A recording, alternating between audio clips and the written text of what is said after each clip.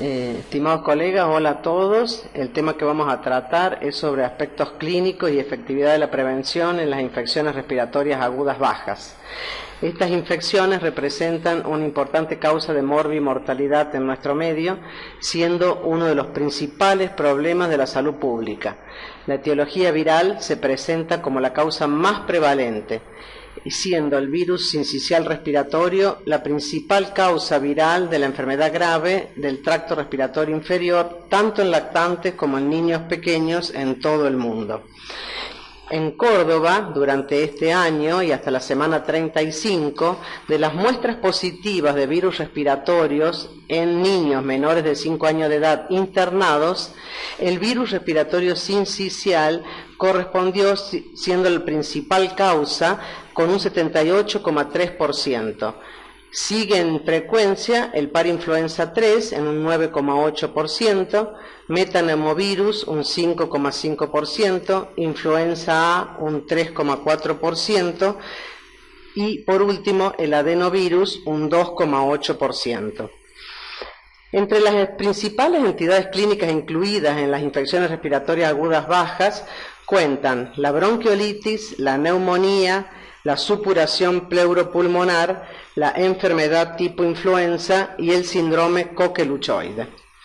Con respecto a la bronquiolitis, es la enfermedad más grave que ocurre dentro de los primeros 2 a 6 meses de vida, particularmente en los bebés prematuros con enfermedades pulmonares crónicas, cardiópatas e inmunodeprimidos.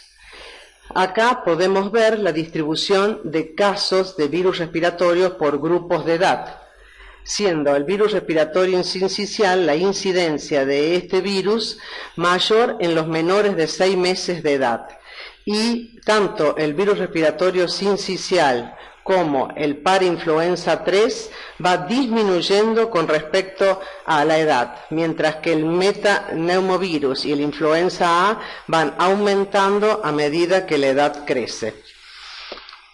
De acuerdo a las recomendaciones para el manejo de las infecciones respiratorias agudas bajas en menores de 2 años de edad, publicada en los Archivos Argentinos de Pediatría, se define a la bronquiolitis como el primer o segundo episodio de sibilancias asociado a manifestaciones clínicas de infección viral en un niño menor de 2 años. Es una inflamación difusa y aguda de las vías aéreas inferiores de causa infecciosa que se expresa clínicamente por una obstrucción de la vía aérea pequeña.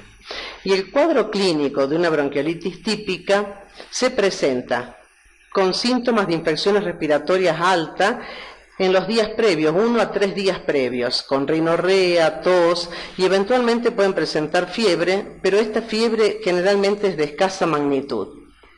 Luego continúan con síntomas de obstrucción bronquial periférica, con taquipnea, retracción intercostal, expiración prolongada, sibilancias, rales, que pueden durar entre 5 a 6 días de duración. Y ocasionalmente pueden presentar apnea, pero esta es mucho más frecuente cuanto menor es el paciente. Y en estos casos tenemos que hacer diagnóstico diferencial con la coqueluche. La recuperación clínica se presenta completa entre 2 a 3 semanas después, y este es el tiempo que necesitamos para la regeneración del epitelio ciliado. Acá podemos ver los síntomas y complicaciones de mayor frecuencia que se presentaron en nuestros pacientes durante este año. Los casos de virus respiratorio sincicial positivos presentaron rinorrea y tos como síntomas característicos, siendo la bronquiolitis el diagnóstico principal, mientras que los casos de influenza presentaron fiebre y rinorrea como síntomas característicos y neumonía fue el diagnóstico principal. Estos son datos de la Dirección de Maternidad e Infancia del Ministerio de Salud de la provincia de Córdoba. Ahora, ¿cuándo vamos a internar a un niño con diagnóstico de bronquiolitis?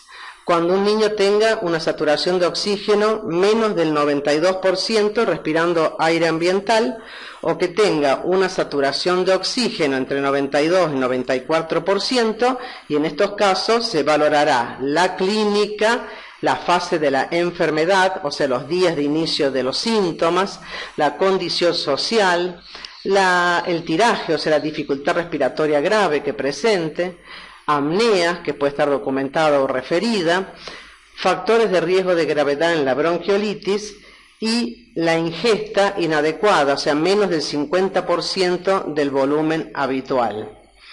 Este es un estudio observacional multicéntrico prospectivo donde se estudió el valor semiológico de un signo clínico para evaluar la gravedad de la bronquiolitis en niños menores de 6 meses de edad, nacidos a término y alimentados principalmente con biberones.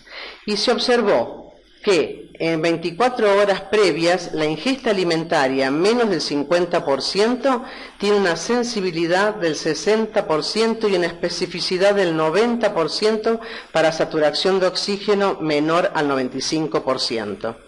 Este es el primer signo en aparecer y el primero en recuperarse antes que la saturación de oxígeno. O sea, es un predictor de hipoxemia y de gravedad. Con respecto a la neumonía, definimos a la neumonía como una enfermedad respiratoria aguda febril de más de 38 grados, con tos, dificultad respiratoria, taquipnea y radiología que muestra un infiltrado lobar o segmentario o derrame pleural. Y los gérmenes o agentes etiológicos más frecuentes en el recién nacido hasta las 3 semanas son el estreptococo beta hemolítico del grupo B y los bacilos gram negativos, fundamentalmente Escherichia coli. A partir de las 3 semanas hasta los 4 meses, en general los responsables son, como agentes etiológicos, los virus, causas de neumonía. Y a partir de los 4 meses de edad, el agente etiológico más frecuente, bacteriano, sigue siendo el neumococo, aunque este se puede presentar en cualquier edad. Ahora, a veces los agentes etiológicos son difíciles de identificar. ¿Por qué? Porque la radiografía es poco sensible para orientar etiología, porque presentan distintos patrones radiológicos. Los virus pueden producir signos de ocupación alveolar similares a las bacterias. Pueden coexistir virus respiratorio y bacteria en la neumonía adquirida de la comunidad.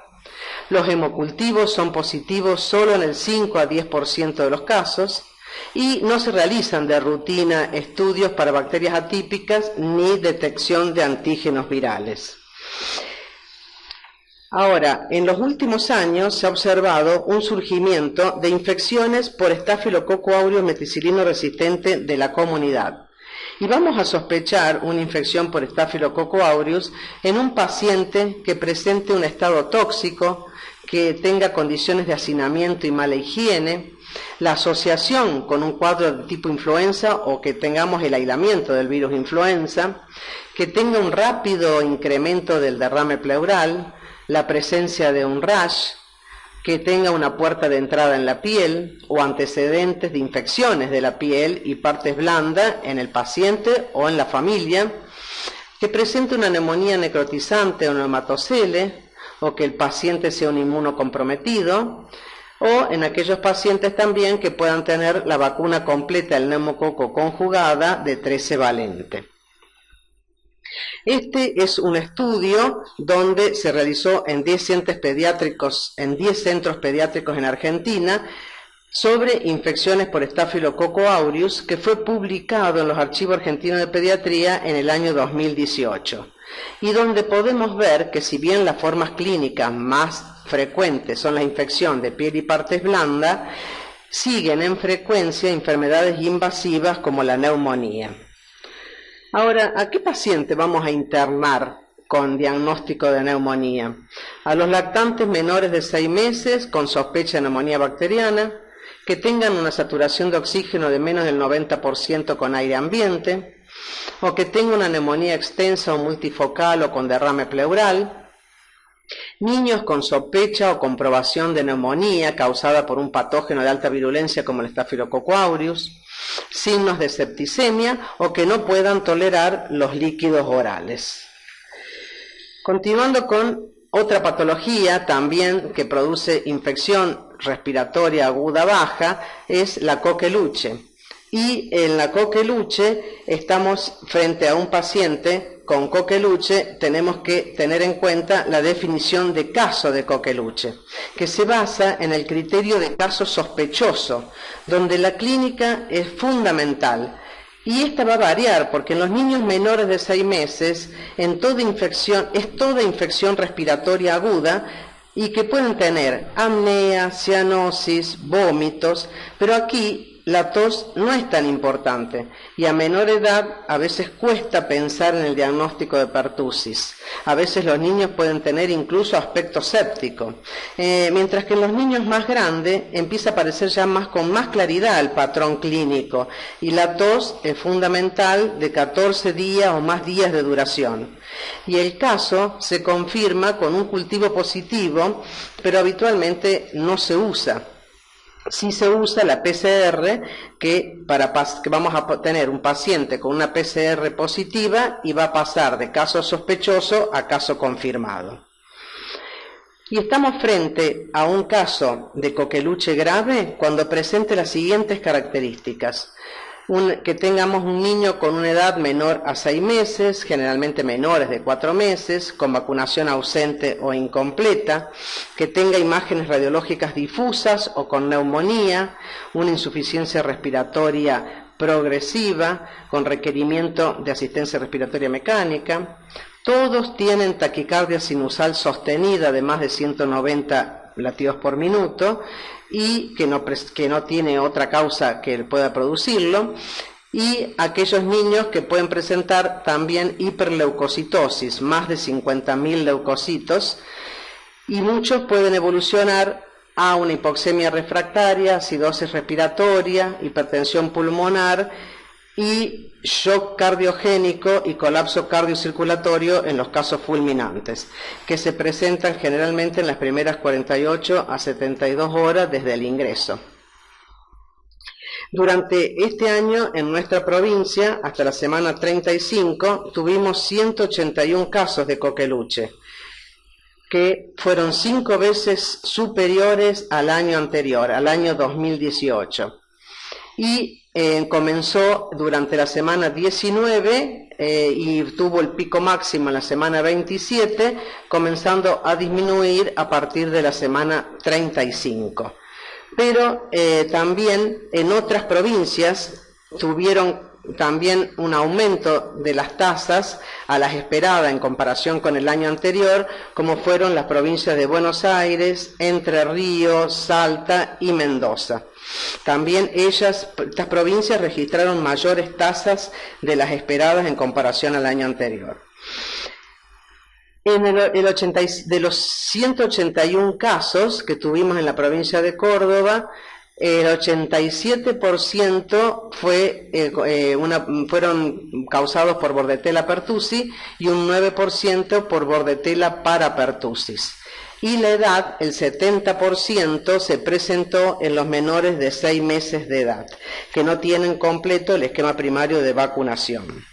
En Argentina, como en otros países del mundo, la enfermedad se presenta con ciclos epidémicos cada 3 a 5 años y la inmunidad conferida por las vacunas es más corta y generalmente luego de 6 años la protección tiende a disminuir. Podemos llegar a haber padecido una coqueluche o tener un esquema completo de vacunación e igualmente podemos presentar una infección por coqueluche. Y esto es porque ni la infección natural ni la vacunación con un esquema completo nos confiere inmunidad a largo plazo o de por vida. Por eso es sumamente importante tomar las medidas de prevención para de esta forma poder eliminar o disminuir el impacto de esta infección. Es muy importante reconocer cuáles son los factores de riesgo para infección respiratoria aguda baja. Y para esto tenemos que tener en cuenta en las medidas de prevención las recomendaciones generales, que son promover la lactancia materna, higiene de manos del personal y de la casa, evitar la contaminación ambiental con humo, como sahumerios, tabaco, braseros, realizar controles periódicos de rutina para evaluar el estado nutricional y también importante, muy importante, mantener actualizadas las vacunas, evitar la asistencia a los jardines maternales, lugares públicos cerrados en época de riesgo y evitar también el hacinamiento, promover la educación familiar de pacientes de riesgo y estimular la consulta precoz ante los primeros síntomas de la enfermedad. Es fundamental la prevención de la bronquiolitis aguda por virus respiratorio sincicial y para esto lo que se recomienda es la indicación de anticuerpos monoclonales contra este virus como es el palivizumab.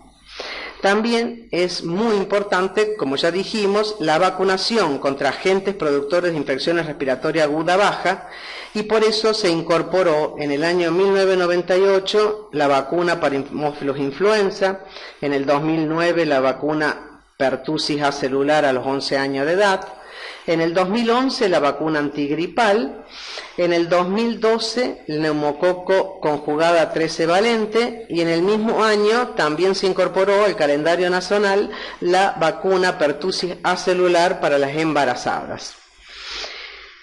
En junio del 1998, la FDA aprueba el uso del palivizumab en pacientes pediátricos con riesgo de enfermedad severa. Y en nuestro país, el Ministerio de Salud de la Nación decidió en el año 2014 incorporar el palivizumab a la estrategia integral de prevención de infección respiratoria en los prematuros de alto riesgo y en los portadores de cardiopatías congénitas, en quienes se ha demostrado que la mayor eficacia y seguridad del palivizumab.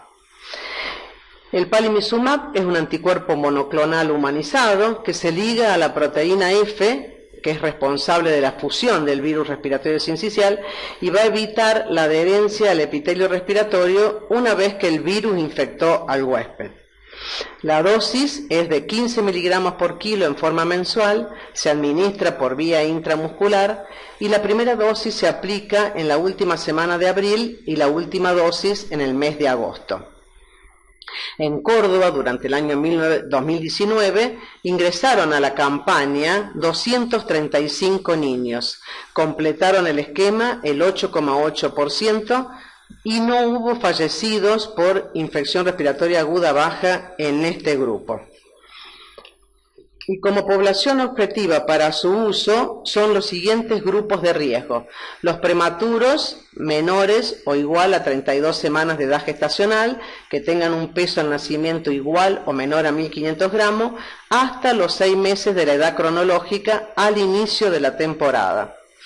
También los prematuros menores de 29 semanas de gestación, que tengan un peso menor de 1.000 gramos al nacimiento y que cumplan los dos requisitos de peso y de edad gestacional hasta los 12 meses y 0 días. Y los prematuros con displasia broncopulmonar con requerimiento de oxígeno suplementario hasta los 12 meses y 0 días de vida al inicio de la temporada. También están incluidos los niños con igual o menos de 12 meses de edad que tengan cardiopatías congénitas y que presenten inestabilidad hemodinámica significativa al inicio de la temporada. Se incluyen las siguientes cardiopatías congénitas: las cardiopatías con shunt de izquierda-derecha con insuficiencia cardíaca, recibiendo medicación cardiológica y que están en espera de un turno quirúrgico, las cardiopatías cianóticas que requieran cirugía o interestadios, y las cardiopatías operadas con defecto residual y repercusión hemodinámica. La Organización Mundial de la Salud ha designado al desarrollo de la vacuna para el virus sincicial respiratorio como una prioridad y estima que la misma va a estar disponible comercialmente en los próximos 5 a 10 años. Y hay aproximadamente un total de 62 estrategias entre vacunas y anticuerpos monoclonales humanizados contra este virus en desarrollo, de los cuales 16 están en ensayos clínicos y se encuentran entre la fase 1 y 3. Y estas son las siguientes vacunas: la vacuna de partículas para adultos mayores de 65 años, niños y embarazadas, Esta vacuna ya se encuentra en fase 3 en las embarazadas. Vacunas a virus atenuado, niños entre 6 meses y 5 años de edad. La vacuna a subunidad para adultos mayores de 65 años y embarazadas. Vacuna de vectores para los adultos mayores de 65 años y niños. Y la vacuna de nucleicos que se encuentra en fase preclínica, también para adultos mayores de 65 años y niños. Con respecto a la vacuna neumocóxica, es sumamente importante porque dijimos que uno de los agentes etiológicos más frecuente, bacteriano, de las neumonías, sigue siendo el neumococo. Por eso es muy importante la indicación de la vacuna para el neumococo, que se encuentra en el calendario nacional con un esquema 2+1. Este es un estudio multicéntrico que fue realizado en 10 hospitales de Argentina, que fue publicado en el año 2018 y evaluó la efectividad de la vacuna conjugada neumocóxica 13 valente en la carga de enfermedad por neumonía de consolidación y neumonía neumocóxica. Y se observó que en los niños menores de 5 años de edad se observó una disminución en el 2012 del 10,2% para neumonía consolidante y en el 2013 y 2014 del 24,8%. Y de las neumonías neumocóxicas, la efectividad fue del 59,5% en el 2012, que fue cuando se incorporó la vacuna al calendario, y en el 2013 y 2014 del 68,8%. Este es otro estudio que fue realizado en nuestro país, que también fue publicado el año pasado, donde se observa una disminución de la internación en los niños menores de 5 años por enfermedad neumocóxica invasiva y por neumonía adquirida de la comunidad. Y se observa una disminución del 52% de internaciones por neumonía adquirida de la comunidad, un 50% de las internaciones por enfermedad neumocóxica invasiva y un 67% en las internaciones por empiema por Streptococcus pneumoniae. También se observó en este estudio una disminución del 70% de los serotipos 14, 5, 1 y 6b, pero con la disminución de estos serotipos también tuvimos la aparición de nuevos serotipos luego de la introducción de la vacuna, como los serotipos 4, 15b, 20 y 22f. Por eso es sumamente importante continuar realizando la vigilancia epidemiológica. La vacuna para pertusis es otra vacuna que es muy importante.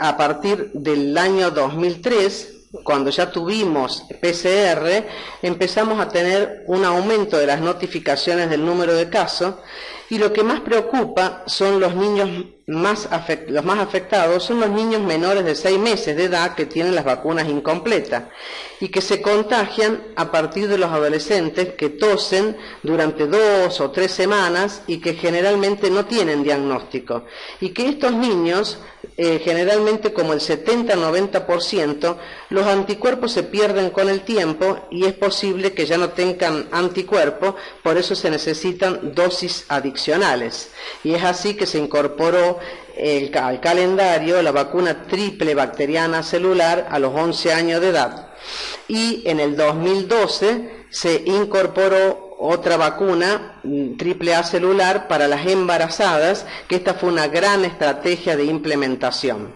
porque si bien nos preocupa la aparición de casos en adolescentes y adultos, también es verdad que los más chiquititos son los que más nos preocupa, que son los menores de 3 meses de edad, que se internan en las terapias intensivas, se complican y fallecen.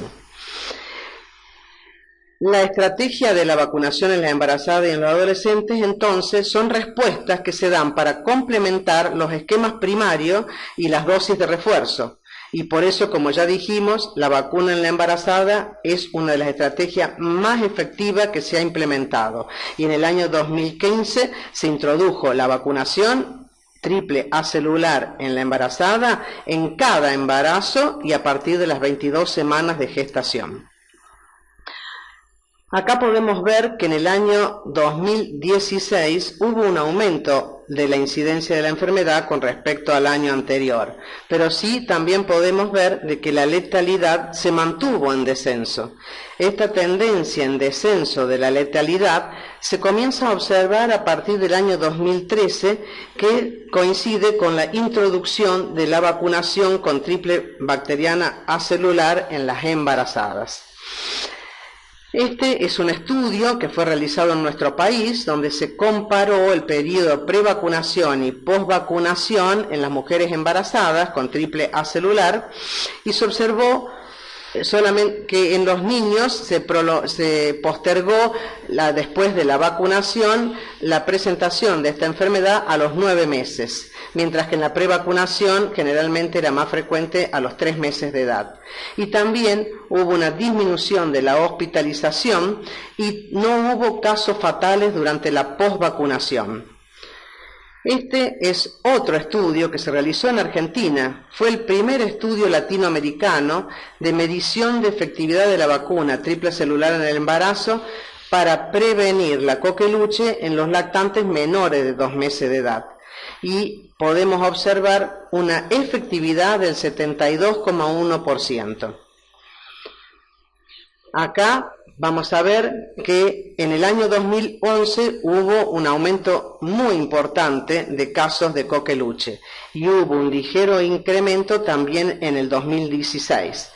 Pero tenemos que ver, y es importante, que las coberturas de las vacunas, porque el refuerzo de los 18 meses es muy bajo, un 78,4%, y cuando observamos la vacunación de la embarazada es más bajo aún, un 67,6%. Entonces es indudable que tenemos que trabajar mucho para poder aumentar estas coberturas, y de esta forma vamos a poder disminuir el número de casos. Y por último, la vacuna antigripal. La población objetivo para esta vacuna son el personal de salud, los niños entre 6 y 24 meses de edad, las embarazadas en cualquier trimestre del embarazo, las puérperas hasta el egreso de la maternidad, hasta 10 días del egreso de la maternidad, las personas de 2 a 64 años de edad que tengan factores de riesgo y los mayores de 65 años de edad. Hay que tener en cuenta que en los menores de 9 años de edad deben recibir 2 dosis si no recibieron la vacuna antes. Y esta es una enfermedad que es muy grave, es mucho más grave en los extremos de la vida y en tanto en los niños más pequeñitos como en los ancianos. Ya que los niños van a recibir la vacuna a partir de los 6 meses de edad. Por eso que es importante vacunar a la embarazada, porque no solamente la vamos a proteger al niño recién nacido, sino también vamos a proteger a la madre. En este estudio se vacunaron un grupo con vacuna influenza y otro grupo control con una vacuna neumocóxica de 23 serotipos. Un N de 340 niños nacidos de madres que recibieron entonces durante el embarazo la vacuna de influenza o la vacuna neumocóxica de 23 serotipos. Y se observó una reducción del 63% en la enfermedad de influenza comprobada en el laboratorio en los bebés de hasta 6 meses de edad, y reducciones del 29% y 36% en las tasas de enfermedad respiratoria con fiebre en lactantes y en madres respectivamente. Estas son las coberturas con vacunación antigripal durante este año en nuestro país, en la Argentina y en Córdoba. Y también acá podemos ver que tenemos que aumentar las coberturas, tanto en las embarazadas, que se llega a un 60%, en Córdoba, teniendo en cuenta que tenemos que llegar a coberturas que superen el 90%, y también en los niños, sobre todo la segunda dosis, que llegamos durante este año al 64,4%. Es muy importante aumentar estas coberturas. Estos son los casos positivos para influenza hasta la semana 35 en la provincia de Córdoba. Tuvimos un N de 395, con el 70% mayores de 5 años y un 30% menores de 5 años. En estos niños, de los niños menores de 5 años de edad, con un N de 120, el 55% no tenía vacunación antigripal. Y de estos niños, 48 no estaban vacunados y pertenecían a grupos de riesgo. 15 eran menores de 6 meses sin datos de vacunación de la madre, y 2 tenían menos de 6 meses y la madre no estaba vacunada. Si bien las vacunas antigripal que están en el calendario son efectivas y es necesario vacunar todos los años, las vacunas actuales contra la gripe tienen ciertas limitaciones. La efectividad vacunal puede estar limitada en ciertos grupos, hay cambios impredecibles en los virus circulantes, no correlación a veces entre el linaje B circulante y el vacunal, o puede haber una cocirculación de los dos linajes de influenza.